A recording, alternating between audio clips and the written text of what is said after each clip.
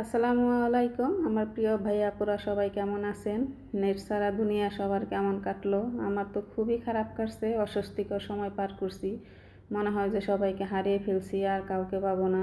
যখন বিপদ আসে মনে হয় এই বিপদ আর যাবে না, এই বিপদ আর শেষ হবে না। অবশেষে 6 দিন পর নেট আসছে, একটু হলেও স্বস্তি মিলছে। তো নেট এতটাই স্লো যে কারো ভিডিও ভাবে দেখতেও পারি না, ভিডিও শেয়ার করতেও পারি না। তো 7-8 দিন পরে আজকে ভিডিও শেয়ার করলাম। তো কি যে একটা বিপদ গেছে, থমথমে অবস্থা, মানে কোনো কিছুই ভালো লাগে নাই, বাহিরেও যেতে পারি নাই। এখন তো সব কিছু নেটের মাধ্যমেই চলে, তো মোবাইলেও টাকা ছিল না, কারোর সাথে ওইভাবে মানে কথাও বলতে পারি নাই। তো বিকাশও বন্ধ ছিল। তো এখন নেটের কারণে কিন্তু দেখা যায় সব সময় নেট দিয়ে কথা বলা হয়, ইমোতে কথা বলা হয়, তো মেসেঞ্জারে কথা বলি। এর জন্য কিন্তু এখন আর মোবাইলে ওইভাবে রিচার্জ করা হয় না, টাকাও ভরে রাখা হয় না। তো সব কিছু বন্ধ ছিল, টাকাও ভরতে পারি নাই, আত্মীয়স্বজনের সাথে ওইভাবে যোগাযোগও করতে পারি নাই। তারপরে আমার মেয়ে বাহিরে থাকে, মেয়ের সাথেও কিন্তু ওইভাবে কথা বলতে পারি নাই। নেট খুবই মানে দুর্বল ছিল, স্লো ছিল, স্লো করে দিছে, মানে কথাও বোঝা যায় নাই। সব কিছু মিলিয়ে বিপদের মধ্যে দিন কাটাইছি, ভালো লাগে নাই, কেমন জানি সব কিছু থমথমে মনে হয়েছে। করোনার মধ্যে যে সময়গুলো কাটাইছি ওই রকম মনে হয়েছে। করোনার মধ্যে তারপরেও একটা জিনিস ছিল যে নেটওয়ার্ক ছিল, সব কিছু দেখতে পারছি মোবাইলে। আর এখন তো সব কিছু মানে নেট বন্ধ করে দিয়েছিলাম, মনে হয় যে কেমন জানি একটা দিন গেছে। অবশেষে সব একটু হলেও স্বস্তি মিলছে।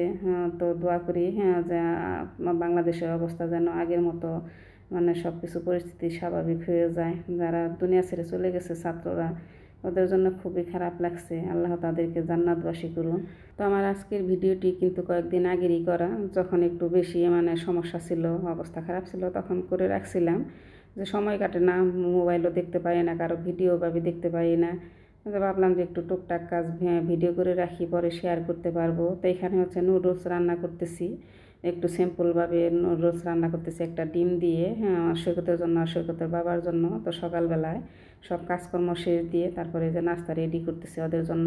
তো নাস্তা রেডি করতে ভালো লাগে না, কোনো কিছুই ভালো লাগে না, মনে হয় যে মানে স্বস্তি পাই না, অশান্তি কাজ করতেছে। সারা বাংলাদেশ ভালো লাগে, মানে অবস্থা খারাপের জন্য আরও মনটা খারাপ, কোনো কিছু করতেও ভালো লাগে না। তো আমরা আবার একটা দিকে একটু সুবিধা পাইছিলাম, সেটা হলো আমাদের ঘরে টিভি চলছে সব সময়, সারাক্ষণ টিভি চলছে, সারাক্ষণ খবর দেখছি। একটু হলে দেশের খবর জানতে পারছে, অনেকে এটাও জানতে পারে নাই। এখন তো সবাই নেট দিয়ে টিভি চালায়, তো নেট নাই, টিভি দেখতে পারি নাই, খবরও জানতে পারি নাই। আমাদের বাসায় আবার ডিশের লাইন আছে, এর জন্য কিন্তু আমরা মানে টিভির খবর দেখতে পারছি, খবর একটু হলেও জানতে পারছি। হ্যাঁ, তো সৈকতের বাবা সবসময় টিভির সামনে বসে থাকছে, খবর দেখছে। তো এই তো আমার নুডলস হয়ে গেছে। তো সৈকতের বাবা সস দিয়ে খায়, তাকে সস দিলাম। আর সৈকত তো সস খায় না, এর জন্য সৈকতটা সস দিই নাই। তো এখন হচ্ছে আপনাদের সঙ্গে একটা জিনিস শেয়ার করি। তো সকাল সকালে আমার ঘরে একটা দুর্ঘটনা ঘটে গেছে। তো অল্পের জন্য আমার ছেলেটা বেঁচে গেছে। তো আল্লাহ যা করেন ভালোর জন্যই করেন। তো এখানে সেভিং ফোম যে থাকে, ওইটার এই যে কৌটা এটা পরে আছে, এটা হচ্ছে বেসিনের উপরে ছিল। আর এই যে মগ দেখতে পাচ্ছেন, এই মগটা সেভিং ফোম আর এই মগটা একসাথেই ছিল, আর একখানেই ছিল আর কি বেসিনের উপরে। হঠাৎ করে আমার বাসায় এমন শব্দ হয়েছে, বিকট একটা শব্দ। তো আমি তো দৌড়িয়ে প্রথমে বারান্দায় গেছি, 2 বারান্দায় গেছি, কারণ আমার বারান্দার মধ্যে কিছু জিনিস আছে, হয়তো কোনো কিছু পড়ে গেছে। বিকট একটা শব্দ হয়েছে। তো দেখতে পাচ্ছেন এই যে এই সেভিং যে ফোম, এইগুলো কত জায়গায় ছড়িয়ে ছিটিয়ে আছে, সারাটা বাথরুমে মানে ছড়িয়ে ছিটিয়ে আছে। তো আমি তো বুঝতে পারি নাই যে এই বাথরুমের ভিতরে এরকম অবস্থা হয়েছে। তো আমি সবার আগে সব রুম দেখছি, সব কিছু দেখছি, কোথাও কিছু হয় নাই। তো ভাবলাম যে অন্য কারো বাসায় হয়েছে। তো কিছুক্ষণ পরে আমার ছেলে বাথরুমে আসছে, এসে নিয়ে দৌড়ে গেছে যে আম্মা দেখে যাও, আপু দেখে যাও কী হয়েছে। তো দৌড়ে আসছি, দেখি যে এরকম অবস্থা। তো ভাবলাম যে একটু আপনাদের মাঝেও শেয়ার করি। এই যে কৌটাটা মনে হয় ছিঁড়ে টিড়ে গেছে, এরকম অবস্থা একেবারে, মানে কী অবস্থা হয়ে গেছে। এটা হচ্ছে সেভিং যে ফোম, ওইটার মানে কৌটা। তো এটা একটু বলে লিক হয়েছিল, একটু একটু বের হয়েছে আগে থেকে। তো আমি তো জানি না, ছেলে বলতেছে যে কয়েকদিন যাবত একটু একটু পড়তেছে, বাহির হইতেছে। তো সকালবেলা ওর বাবাকে ডাকছে যে আব্বু দেখে যাও, যে একটা জিনিস দেখাই তোমাকে। তো ওর আব্বু খবর দেখতেছে, এর জন্য আর যায় নাই। পরে এই তো শব্দ হয়েছে, কিছুক্ষণ পরে ও বাথরুমে গেছে, যে দেখে এর অবস্থা। পরে দৌড়িয়ে গেছি, যে দেখি যে অবস্থা, অল্পের জন্য ছেলেটা মানে বেঁচে গেছে। তো সৈকত বলতেছে যে গতকাল রাতে 11:30টার দিকে আমি গোসল করছি, মানে গরম লাগছিল তখন ও গোসল করছে। তো আমরা তখন শুয়ে পড়ছিলাম, ঘুমাইসা পড়ছিলাম। তো বলতেছে তখন যদি এরকম ব্রাস্ট হইতো তখন তো তোমরা জানতাই না, আমি আহত পড়ে থাকতাম, তোমরা জানতাই না। তো বললাম যে আল্লাহ যা করেন ভালোর জন্যই করেন। তো হাতে হাতে দেখছে আর কি, তো বুঝতে পারি নাই। তো দেশের অবস্থা তো ভালো ছিল না, গাড়ি ঘোড়া চলে না, সব মিলিয়ে আল্লাহ একটা নতুন দিন দিছে। তো আল্লাহর কাছে হাজারো শুকরিয়া।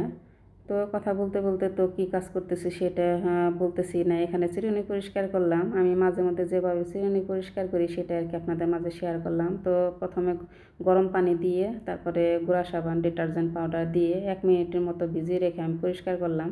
সবসময় এভাবেই আমি পরিষ্কার করি, চকচকে হয়ে যায় ম্যাজিকের মতো, কোনো রকম কিন্তু ব্রাশ দিয়ে পরিষ্কার করি নাই।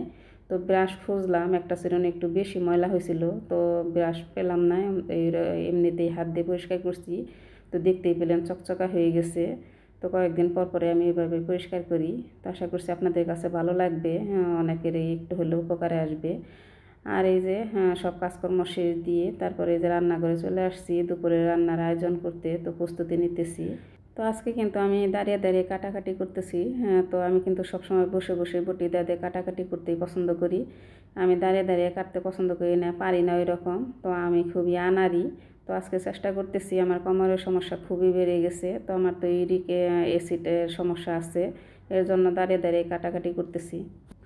তো আজকে রান্না করব বরবটি। তো বরবটি আলু দিয়ে মানে ভুনা করব একটু ভেজা ভেজা করে, চিংড়ি মাছ দিয়ে। তো দাঁড়িয়ে দাঁড়িয়ে কাটাকাটি করে নিলাম। আর চিংড়ি মাছও অল্প স্বল্প ছিল, আর একটু বড় বড় চিংড়ি, এর জন্য মাঝখান দিয়ে কেটে নিলাম। এখন এই যে এগুলো ধুয়ে টুয়ে তারপরে রান্না করতে চলে যাব। তো কাটাকাটি করলাম, আর একদিক দিয়ে কিন্তু আমি আগে চুলার মধ্যে ডাল বসিয়ে দিছিলাম। তো ডাল তো সময় লাগে রান্না হতে, অনেক জাল হতে হয়, তারপরে তো ভালো লাগে। তো আমার ছেলে কিন্তু আবার মানে পাঞ্চে টাইপের ডাল পছন্দ করে না, অনেক জাল হতে হবে, এর জন্য আগেই বসিয়ে দিয়েছিলাম। অনেক সময় জাল হলো, তো ওই দিক দিয়ে আমি কাটাকাটি করলাম, আর এক দিক দিয়ে আমার ডালও হয়ে গেছে। তো আজকে 2টা তরকারি রান্না করব। তো 2টা তরকারি বেশিরভাগ সময় রান্না করি, কারণ হলো আমরা তো মধ্যবিত্ত ঘরের মানুষ, সব জিনিসপত্রের যে দাম বেড়ে গেছে, মানে হাতার নাগালের বাইরে এত তাই দাম। সব কিছু সবজি বলেন, পেঁয়াজ বলেন, যে কোনো জিনিসে, মাছ মাংস কোনো কিছু তো ধরা যায় না। তো সবজি 100 টাকার নিচে নাই, পেঁয়াজের দাম বেড়ে গেছে, 130 না 35 টাকা হয়ে গেছে। তো 1 কেজি পেঁয়াজ কয়টা ধরে? তো সব মিলিয়ে খুবই খারাপ অবস্থা আমাদের। তো হিসাব করে তো চলতে হবে। তো অল্প স্বল্প মানে জিনিসই প্রতিদিন রান্না করি। তো 2টা আইটেমই করি। তো ছেলে ডাল পছন্দ করে, এর জন্য ডাল রান্না করলাম। আর এইদিকে হচ্ছে যে এখন আমি বরবটি ভুনা করব। তো এখানে প্রথমে পেঁয়াজ কাঁচামরিচ দিয়ে অল্প অল্প সব মশলা দিলাম। তো বরবটি ভুনাই ভালো লাগে, তরকারি বেশি একটা ভালো লাগে না। মাঝে মধ্যে শুটকি দিয়ে রান্না করি, কিন্তু বরবটি আমার কাছে সবসময় ভাজি আর চিংড়ি মাছ দিয়ে ভুনা করলেই ভালো লাগে। তার জন্য আজকে চিংড়ি মাছ দিয়ে বরবটি ভুনা করতেছি, আর আলু দিয়ে দিছি। বরবটি আর ডাঁটার সাথে তো আলু না দিলে ভালোই লাগে না, কেমন জানি পাঞ্চি টাইপের লাগে, এর জন্য আলু দিয়ে দিলাম।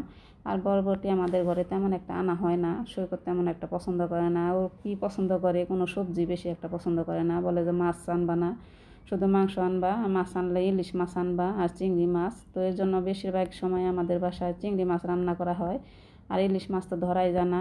তো সৈকত ইলিশ মাছ খেতে চাইতেছে, তো আনতে হবে। তো মাছও তো ধরা যায় না, ছোটো ছোটো ইলিশ মাছ হয়ে গেলে 1000 টাকা করে কেজি। তো তারপরেও আনতে হবে, ছেলে যেহেতু খেতে চাইছে। তো সব কিছু খরচ বেড়ে গেছে, মানে হিসাব করে না চললে হয় না, এই অবস্থা হয়ে গেছে। তো রান্না বসিয়ে দিয়ে এদিকে আমি সব কিছু মোছামুছি করতেছি। তো একদিক দিয়ে আমি রান্না করি, আর একদিক দিয়ে কিন্তু আমি সব কিছু মোছামুছি করি।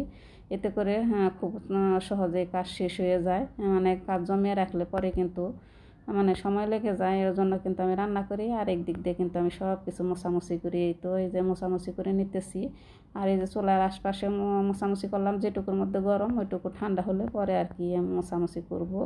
তো এই তো সব কিছু চকচকে হয়ে গেল। তো তরকারি হয়ে গেলে তারপরে ভাত রান্না করব। তো এটা আর শেয়ার করলাম না।